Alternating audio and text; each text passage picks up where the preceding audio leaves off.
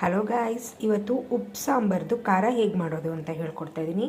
ಮೊದಲಿಗೆ ನಾನಿಲ್ಲಿ ಜೀರಿಗೆ ಹಾಕೋತಾ ಇದ್ದೀನಿ. ಒಂದು ಚಿಕ್ಕ ಜಾರಿಗೆ ಜೀರಿಗೆ ಜೊತೆಗೆ ಸ್ವಲ್ಪ ಮೆಣಸು, ಸ್ವಲ್ಪ ಹುಣಸೆಹಣ್ಣು, ಈಗ ಸ್ವಲ್ಪ ಹಳ್ಳುಪ್ಪು ಹಾಕೋತಾ ಇದ್ದೀನಿ.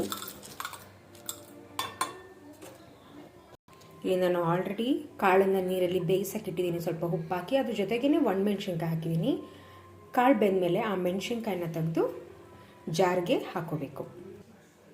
ಈ ರೀತಿ ಮೆಣಸಿನ್ಕಾಯಿನ ತೆಗೆದು ಅದೇ ಜಾರ್ಗೆ ಟ್ರಾನ್ಸ್ಫರ್ ಮಾಡ್ಕೋಬೇಕು. ಈಗ ಜಾರ್ಗೆ ಸ್ವಲ್ಪ ನೀರು ಆ್ಯಡ್ ಮಾಡ್ಕೊಳ್ಳಿ. ಈಗ ಸ್ವಲ್ಪ ಇದಕ್ಕೆ ಬೆಳ್ಳುಳ್ಳಿನ ಆ್ಯಡ್ ಮಾಡ್ಕೋಬೇಕು. ಇಷ್ಟೇ ಇಂಗ್ರೀಡಿಯೆಂಟ್ಸು.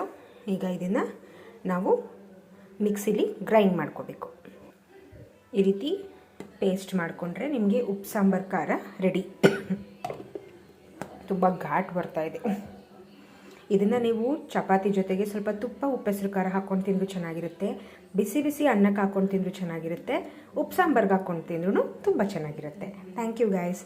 ಇನ್ನೂ ಯಾರು ನಮ್ಮ ಚಾನಲ್ನ ಸಬ್ಸ್ಕ್ರೈಬ್ ಮಾಡಿಲ್ಲ, ಬೇಗ ಸಬ್ಸ್ಕ್ರೈಬ್ ಮಾಡಿ. Thank you.